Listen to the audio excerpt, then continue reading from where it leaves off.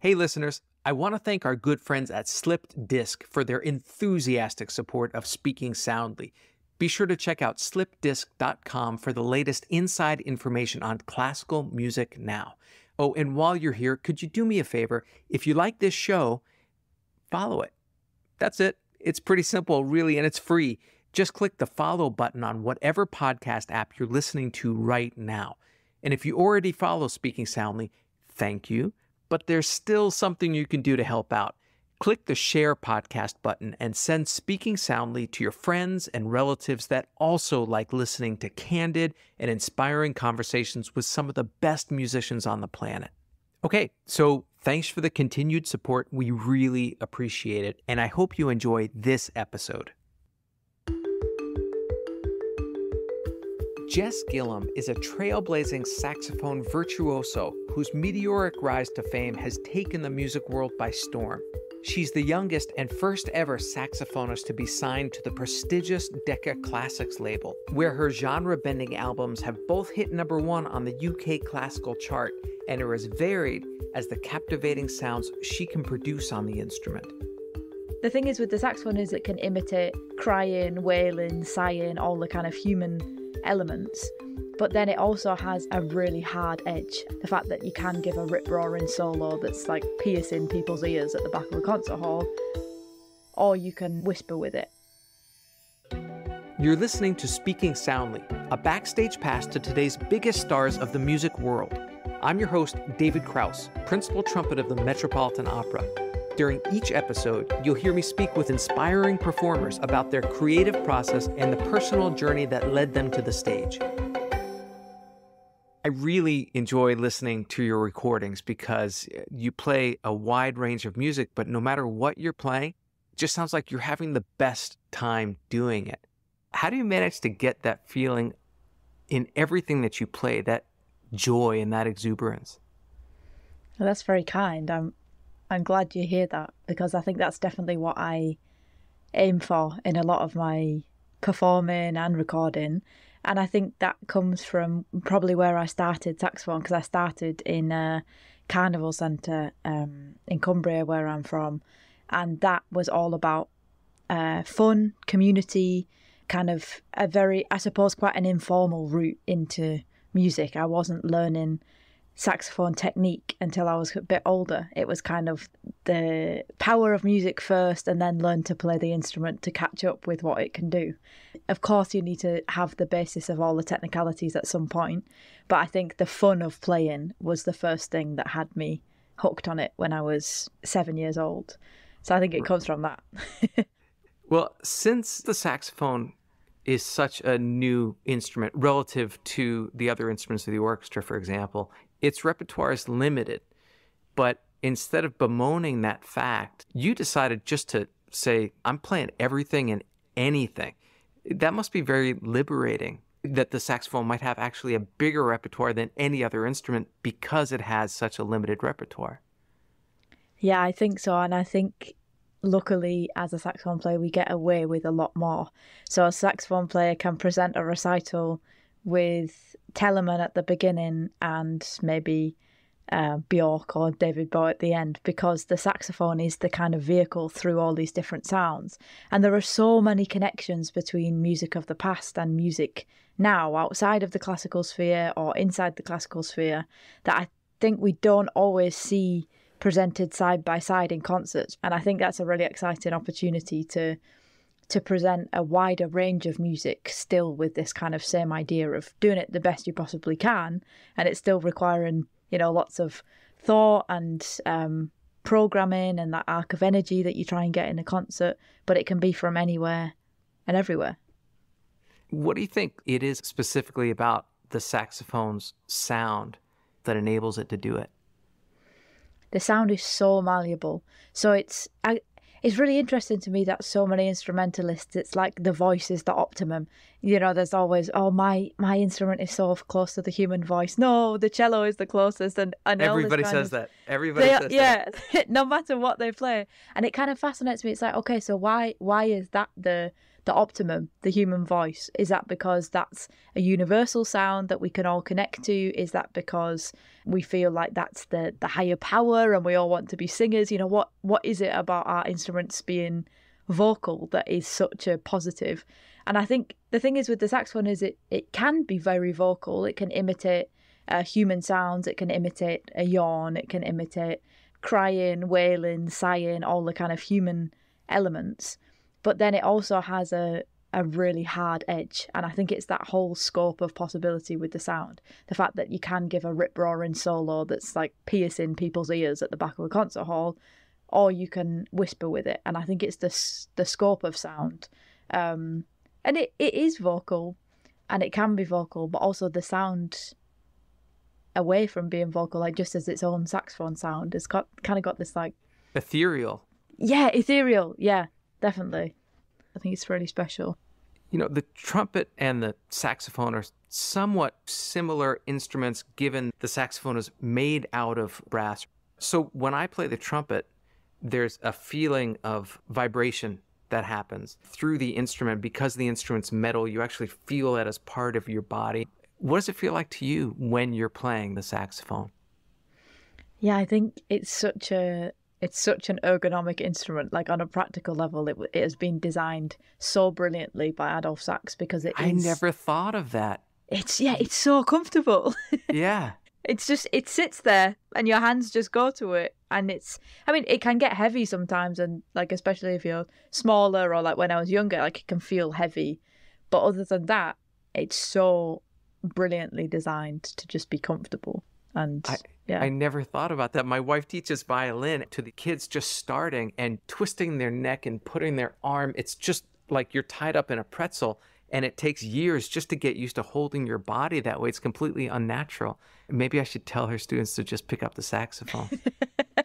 But I think it also it comes across in a lot of the playing. Like the stereotype saxophone player is a kind of relaxed sort of, you think of a cool jazz dude playing the saxophone, and I mean that's a huge generalization, but I think a lot of the appeal of the instrument is that it is a kind of mirror. It's a reflector of emotion and of feeling. Of what you put into it is really kind of what comes out. And to play it, it's the same thing. You feel all the vibrations across the different parts of the head. And I wear glasses, so sometimes you feel your glasses like move up and down a little bit on the nose. And it's a very comfortable and satisfying sensation, the kind of the whole production of sound and feeling it. And it's very natural, which is, we've got a lot to thank Adolf Sax for. Yeah. You were exposed to music at a very early age because your dad played and taught drums in the Barracuda's Carnival Arts Center, which is a school, but it's also a traveling band, and it's a community center. I don't think we have anything like that here in the States. Can you just describe what exactly that is? Yeah, of course. It ran 2 nights a week, and there were free workshops for anybody of the local community to do dance, drumming, stilt walking, like in the circus, or saxophone, and I think trumpet, actually. I think there was trumpet as well. And we would play at carnivals around the UK. So it was an amazing place to start. Did you realize as a kid that this was an extraordinary and special existence? I don't think I had any idea. And especially, I think, before I'd picked up the saxophone, it was very much a chore of having to go to work with my dad. We didn't have a babysitter those nights, so I just had to go to my dad's work and be there while he was there. And the most exciting thing for a while was the fact that there was a buffet of food in the brick. That's what you look forward to as a 6-year-old, 7-year-old. I still look forward to complimentary food. So that would be the kind of, go there and have to be with my dad, and I would probably want to be at home. I was definitely a bookworm, so I would have wanted to be at home just reading, just being quiet. But then the day that I picked up the saxophone, that all changed. And then I wanted to go there. I wanted to learn. I wanted to buy my own saxophone. I started practicing. And at what age was that? That was at 7. Yeah. And then the lessons were group lessons as well. So you would learn with maybe 2 or 3 other people. And then when I was about 12, then I would start helping the people who were just starting. So everything was kind of cyclic as well, is that you would pass on what you were learning. And it was very, very casual, but not without wanting quality and things to be great. So everything was about having fun and being together, but underpinning it was but we have a performance to do at the weekend, so we have to make sure that this is the best it can be. So I think the kind of marriage of those two things set me in good stead for then becoming a more I guess a professional musician later in life, and having to always balance those two. It has to be great but also relaxed. At that young age, when you would go and perform at these carnivals with stilt walkers around you and bands and dancers, you must have been just tiny. Was that intimidating as a little kid? Yeah, I was very shy as a young girl, and I think that was where I probably found my kind of voice and way of expression. And I look back at pictures now, and the costumes would be, these amazing bright costumes. It was very much a show. It was very much a performance. But I think the fact that there wasn't a stage made a big difference, because everything was moving. You're walking through the streets. And I think that thing of everything being on the move, and it kind of being, we're all moving together and then people are just observing it for a short time, hasn't quite got the same pressure of going to watch a concert for an hour where it's that very quite intense experience. So I think actually not stepping onto a stage until being a little bit older made a big difference in how I then approached being on stage. And I definitely was shy to begin with, but by, a couple of years in, I would be dancing while we were playing on the streets, with everyone. It was a big explosion of colour. And when you fast forward to last year in 2022 and you give your Carnegie Hall recital debut, do you try to bring that element of playing in the streets and dancing with people to a very formal concert stage like Carnegie Hall?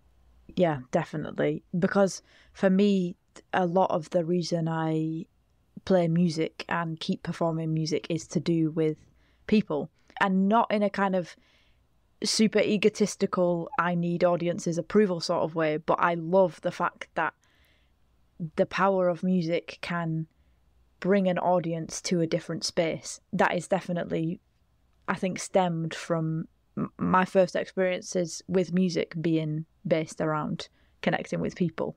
And is that connection somewhat harder in a place like Carnegie Hall when you're giving your recital and you have all these expectations on yourself? Is it more of a challenge, or is it just another venue to you? No, it's definitely more of a challenge, and I think a lot of that pressure we put on ourselves as performers. We want to play the best we've ever played every single concert, and there's always more to be done. But then I think so much of what we do, I think, is about balance of the idea that every time we play and every venue we play, regardless of the venue, whether it's Carnegie Hall or busking on the street, whatever it is we've got to make it feel like everything and nothing at the same time. Because if we don't play well, the consequences aren't huge. It's disappointing for us. At worst, it might be career ending, but that's just my career. I'm not a heart surgeon. But then at the same time, I did a concert last night, and there was a lady that came up afterwards to the sign-in and said, I'm having a really rough time in my life. I've been really, really struggling, and this concert has given me life. It's given reason. So it's kind of holding that perfect balance of, you've got the opportunity every time you play to try and emit a little bit of radiance and joy to whoever's in the room with you. But at the same time, if that doesn't happen, nobody was hurt. I'm still trying to picture you starting the saxophone at age 7. It must have been a beast. It must have looked like you were holding a radiator in your hands. What were those first notes like? Was it very frustrating, or did you take to it right away? So I can remember the first sound that I made. I can remember picking up the saxophone and trying it, and that being a kind of a light bulb. Something was set off in my brain, I think, then, because I can remember the sound, and it wasn't a nice sound. It was some kind of honk, but I think the fact that it was loud and the fact that as soon as I picked it up, I made a sound, I think really helped. Because I think if I'd have picked it up and thought, oh, this is kind of fine, but the fact there was this huge sound there, then I was, I guess, kind of in love with it. I can remember the first tune I learned was Hot Cross Buns, I think, like everyone. And I remember if I was misbehaving at home, the punishment would be the saxophone goes on the fridge and you're not allowed to touch the saxophone. Like, I must have been so much in love with it and what it could do. So I think a lot of it came from just enjoying playing it and being a lot of the practice coming from me and it not seeming like formal practice, because my lessons were quite casual in the group lessons to begin with. So it wasn't a regimented, you need to practice this amount per day. It was kind of self-driven. It has to come from you if you're a musician. It can't come from other people, I don't think. Obviously, you took to it quickly, because by the time you were 13, you were already sponsored and doing endorsements for a company that built your custom saxophones. And you gave a TED Talk when you're 15. I mean, this is a meteoric rise by any standard. Did it feel that way as it was happening?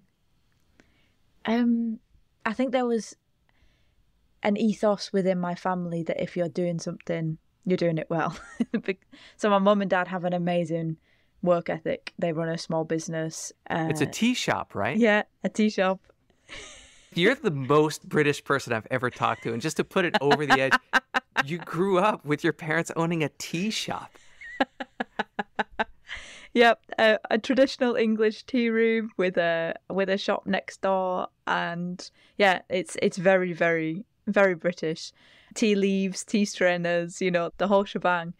That's like embarrassingly accurate for what we think all of you are. But yeah, growing up there and seeing their work ethic definitely helped. In your development, was this unbridled enthusiasm met with challenges either physically on the instrument or musically that you had a hard time with? Yeah, I have challenges every day with the instrument of never producing the sound that's in my head. That's the constant challenge that's the thing we're working to all the time, is that kind of like golden sound. And it might be one note in a concert where you think, yes, that was it. And then it's how is that possible for the whole concert next time?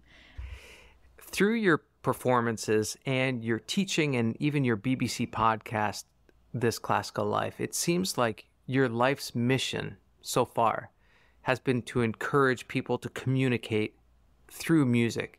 In your experience, what is the best way to get that point across?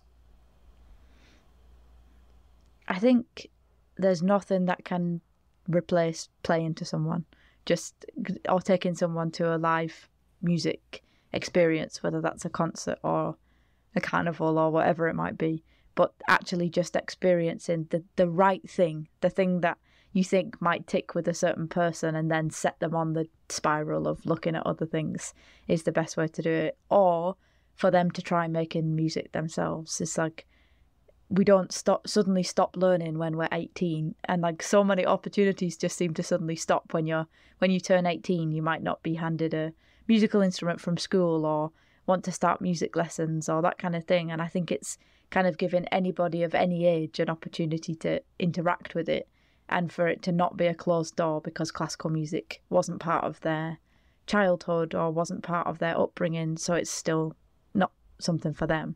But I think, yeah, taking someone to a concert with the right program and saying, okay, you didn't enjoy this one, but you can't then say that you don't like classical music because of these 4 pieces, because there are hundreds of others that are the total opposite of what we just listened to. So I think it's like, yeah, encouraging perseverance and finding the right live music to get someone hooked.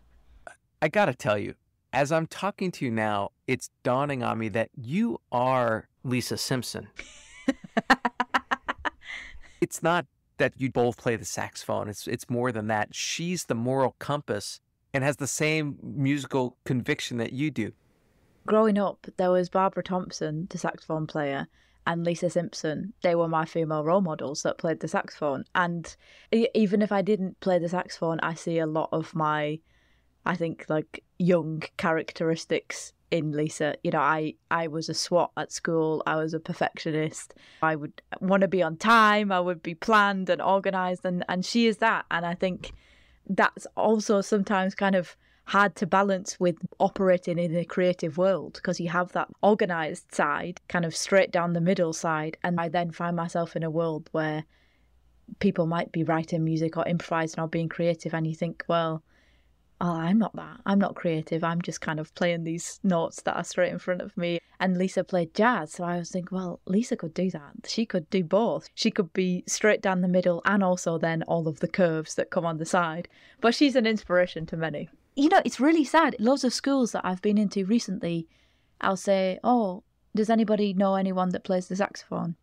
And after you've got through the kind of, oh, my sister and my friend, I say, no, I'm thinking anybody on TV. Does anyone know a famous saxophone player?